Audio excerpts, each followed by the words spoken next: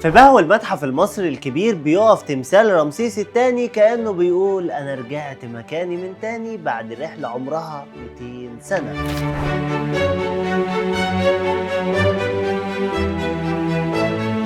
التمثال ده اللي ارتفاعه 11 متر ووزنه 83 طن اتنحت من الجرانيت الوردي في منف سنة 1820، وبعدها اتنقل لميدان رمسيس في قلب القاهرة، والكلام ده كان سنة 1955.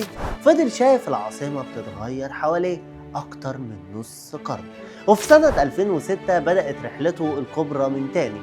اتنقل بحملة هندسية ضخمة لموقع المتحف المصري الكبير، وفي 2018 وقف شامخ في مدخل البهو العظيم كأنه بيرحب بكل زائر داخل على حضارة عمرها 7000 سنة.